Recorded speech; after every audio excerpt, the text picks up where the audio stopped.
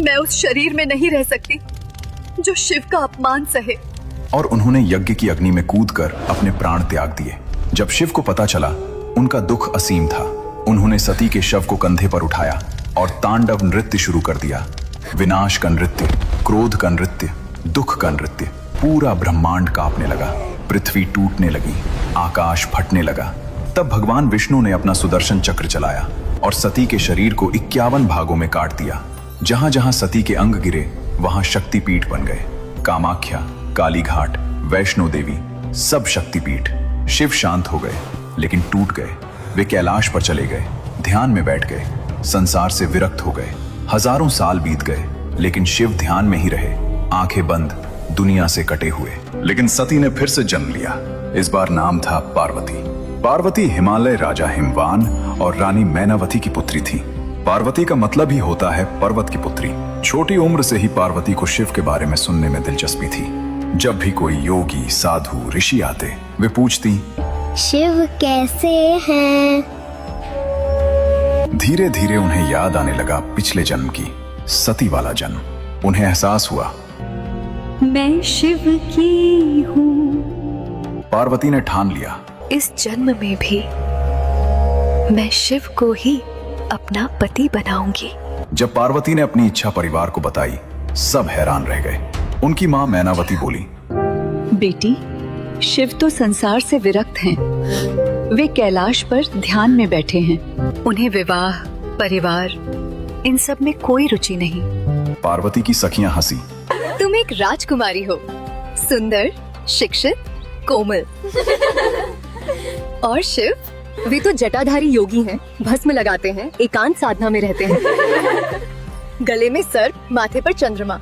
लेकिन पार्वती मुस्कुराई, बोली, प्रेम देखने में नहीं, महसूस करने में होता है। मैं शिव को जानती हूँ, मुझे विश्वास है। पार्वती ने तपस्या शुरू कर दी, कठोर, बहुत कठोर। पहले उन्होंने फूल फल खाने छोड़ दिए, फिर सिर्फ पत्ते खाने लगी, फिर वो भी छोड़ दिया। सिर्फ पानी, फिर वो भी छोड़ दिया, सिर्फ हवा।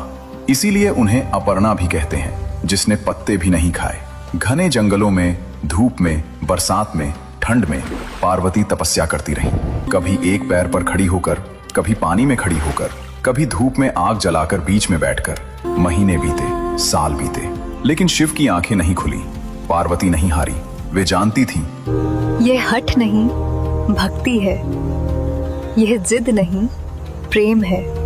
स्वर्ग में देवताओं को चिंता होने लगी। एक राक्षस था, तारकासुर। उसे वरदान मिला था कि केवल शिव का पुत्र ही उसे मार सकता है। लेकिन शिव तो ध्यान में बैठे थे। अगर शिव का विवाह नहीं हुआ तो पुत्र कैसे होगा और तारकासुर का अंत कैसे होगा? देवताओं ने कामदेव को भेजा। कामदेव प्रेम के देवता। उनके पास पुष्प बाण था, जिस पर चलाया उसके मन में प्रेम जाग जाता। कामदेव कैलाश पर गए। शिव ध्यान में थे। पार्वती पास में तपस्या कर रही थी। कामदेव ने अपना पुष्प बाण शिव पर चलाया। अचानक शिव की आंखें खुली, लेकिन खुशी से नहीं, क्रोध से। उनका तीसरा नेत्र खुल गया। उससे एक अग्नि किरण निकली, सीधे कामदेव पर। अगले ही पल कामदेव जलकर राख हो गए। कामदेव की पत्नी रति रोने लगी।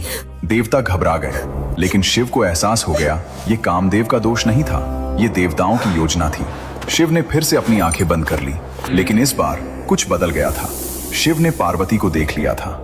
एक झलक, बस एक झलक। और उस झलक में उन्होंने पार्वती की तपस्या देखी, उनका समर्पण देखा, उनकी भक्ति देखी।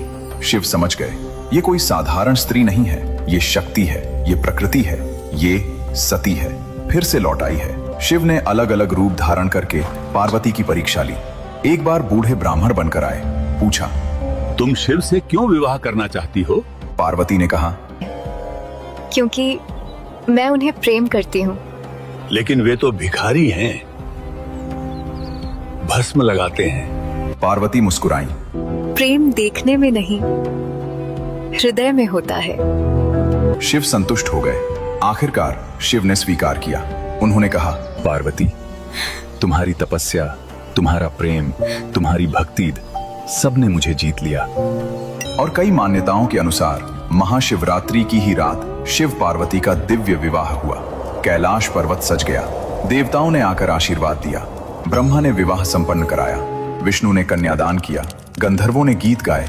अप्सराओं ने नृत्य किया, ऋषियों ने वेद मंत्र पढ़े। शिव ने पार्वती का हाथ थामा और कहा, अब से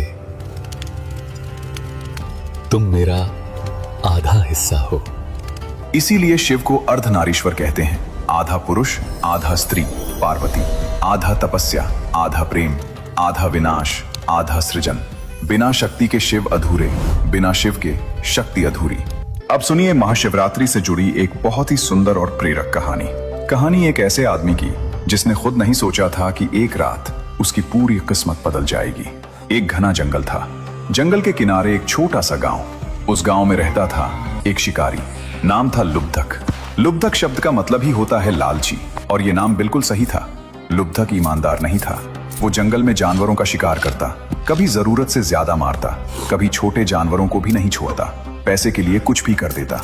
गांव के लोग उससे डरते थे, कोई उसे पसंद नहीं करता था, लेकिन लुब्धक को कोई फर्क नहीं पड़ता था। एक दिन की बात है, लुब्धक सुबह सुबह जंगल में शिकार के लिए निकला। उसके हाथ में धनुष बाण, कमर पर चाकू, कंधे पर जाल। वो जंगल में गहराई तक चला गया। कई जानवरों को देखा, कुछ का शिकार किया, कुछ भाग गए। शाम होने लगी। लुब्धक सोचा, अब घर लौटना चाहिए। लेकिन तभी उसे एक बड़ा हिरण दिखा। सुंदर, बड़े सींग, चमकती आंखें। लुब्धक के मन में लालच आई। उसने सोचा, इसे मार लूं, बहुत पैसे मिलेंगे। वो हिरण के पीछे भागा। हिरण भी तेज भागा, लुब्धक भी पीछे और पीछे और पीछे। धीरे धीरे शाम ढल गई, अंधेरा होने लगा, और जब लुब्धक रुका तो उसे एहसास हुआ वो रास्ता भटक गया था। चारों ओर घना अंधेरा, जंगल की आवाजें, दूर कहीं से चिड़ियों की चीख, पत्तों की सरसराहट, जानवरों की गुर्राहट। लुब्धक घबरा गया। वो एक बहादुर शिकारी था, लेकिन रात के जंगल में हर कोई डरता है। उसने सोचा, अगर मैं यहाँ रात में रहा तो कोई जंगली जानवर मुझे मार देगा। शेर हो सकता है, भालू हो सकता है, या कुछ और। उसकी नजर इधर उधर घूमी। तभी उसे एक बड़ा पेड़ दिखा, ऊंचा, मोटा। लुब्धक ने सोचा, मैं इस पेड़ पे चढ़ जाता हूँ, वहां सुरक्षित रहूंगा। सुबह होते ही घर चला जाऊंगा। वो पेड़ पर चढ़ गया, एक मोटी डाल पर बैठ गया। उसे नहीं पता था कि ये कोई साधारण पेड़ नहीं था, ये बेल का पेड़ था, और इस पेड़ के नीचे एक छोटा सा पुराना शिवलिंग स्थापित था। रात गहराती गई। लुब्धक की नींद नहीं आ रही थी। डर के मारे उसकी आंखें खुली रहीं। कभी कोई जानवर पास से गुजरता, लुब्धक हिलता नहीं था, डर से पत्थर बन जाता। समय बीतता रहा। लुब्धक को भूख लगी, प्यास लगी, लेकिन वो नीचे नहीं उतर सकता था। अपने को व्यस्त रखने के लिए वो पेड़ की पत्तियां तोड़कर नीचे फेंकने लगा। उसे नहीं पता था कि वो बेलपत्र की पत्तियां थीं और वे सीधे शिवलिंग पर गिर रही थीं। शिव की पूजा में बेलपत्र सबसे पवित्र माना जाता है, और लुब्धक अनजाने में रात भर बेलपत्र चढ़ाता रहा। रात और गहरी हुई। अचानक नीचे से शेर की दहाड़ सुनाई दी। लुब्धक का दिल धक से रह गया। उसने नीचे देखा, एक बड़ा शेर पेड़ के नीचे घूम रहा था। लुब्धक के हाथ में पानी की थैली थी। डर के मारे उसका हाथ कांपा। थैली से थोड़ा पानी छलककर नीचे गिर गया, सीधे शिवलिंग पर। जल से अभिषेक हो गया। शेर पास आया। लुब्धक ने डर के मारे एक पत्थर फेंका। पत्थर शेर को नहीं लगा, लेकिन शोर हुआ। शेर चला गया, लेकिन इस कोशिश में फिर से पानी छलका, फिर से शिवलिंग पर गिरा। ये सिलसिला रात भर चलता रहा। कभी जानवर आता, लुब्धक पत्थर फेंकता, पानी छलकता, बेलपत्र गिरते। पूरी रात अनजाने में एक परफेक्ट महाशिवरात्रि की पूजा हो गई। पुराणों में कहा गया है कि महाशिवरात्रि की रात 4 प्रहर होते हैं। हर प्रहर में शिवलिंग का अभिषेक करना चाहिए। पहला प्रहर शाम से रात 9 बजे तक। लुब्धक ने इस प्रहर में बेलपत्र और जल चढ़ाया। दूसरा प्रहर रात 9 से 12 बजे तक, फिर से बेलपत्र, फिर से जल। तीसरा प्रहर रात 12 से सुबह 3 बजे तक। ये सबसे महत्वपूर्ण प्रहर माना जाता है। इस समय भी लुब्धक जागृत था और पूजा चलती रही। चौथा प्रहर सुबह 3 से 6 बजे तक। जब सुबह की पहली किरण फूटी, तब भी लुब्धक जाग रहा था। पूरी रात जागरण, पूरी रात पूजा, बिना जाने, बिना चाहे, लेकिन पूरी श्रद्धा के साथ, क्योंकि उसका मन सच्चा था। सुबह हुई, सूरज निकला, जंगल में रोशनी फैल गई। लुब्धक ने राहत की सांस ली। वो पेड़ से नीचे उतरा। जैसे ही उसके पैर जमीन पर पड़े, उसे कुछ अलग महसूस हुआ। एक अजीब शांति, एक अनजानी खुशी, एक हल्कापन। उसने इधर उधर देखा, तभी उसकी नजर गई शिवलिंग पर, बेलपत्रों से ढका हुआ, पानी से भीगा हुआ। लुब्धक समझ गया, उसने अनजाने में भगवान की पूजा कर दी थी। पहली बार उसके मन में कुछ बदला। पहली बार उसे अपनी गलतियों का एहसास हुआ। वो घर लौटा, लेकिन अब वो वही लुब्धक नहीं था। घर पहुंचकर लुब्धक ने अपने हथियार रख दिए। उसने अपनी पत्नी से कहा, आज से मैं कम शिकार करूंगा, केवल जरूरत के लिए, ज्यादा नहीं। पत्नी हैरान हुई। तुम्हें क्या हो गया? लुब्धक मुस्कुराया। मुझे नहीं पता, लेकिन कुछ बदल गया है मेरे भीतर। धीरे धीरे उसका स्वभाव बदलने लगा। क्रोध कम हो गया, लालच कम हो गई। अब वो जानवरों को देखता तो सोचता, ये भी जीव हैं, इनका भी परिवार है। गांव के लोगों ने बदलाव देखा। उन्हें आश्चर्य हुआ। पहले तो उन्हें विश्वास नहीं हुआ, लेकिन धीरे धीरे लोग लुब्धक को सम्मान देने लगे। कई सालों बाद जब लुब्धक की मृत्यु हुई तो कहते हैं कि भगवान के दूत उसे लेने आए। उन्होंने कहा, तुमने महाशिवरात्रि की रात भगवान की पूजा की थी, बेशक अनजाने में, लेकिन तुम्हारा मन साफ था, इसलिए तुम्हें मोक्ष मिलेगा। तो दोस्तों, ये थी महाशिवरात्रि की वो अद्भुत कहानी। वो अनंत ज्योति स्तंभ जिसने ब्रह्मा विष्णु को झुका दिया, वो पार्वती जिन्होंने कठोर तपस्या से शिव को पाया, वो लुब्धक शिकारी जो अनजाने में ही सच्चा भक्त बन गया। महाशिवरात्रि हमें सिखाती है, शिव केवल देवता नहीं, शिव हमारे भीतर की वो शक्ति है जो विष पी सकती है, अहंकार तोड़ सकती है और अंधेरे में भी शांत रह सकती है।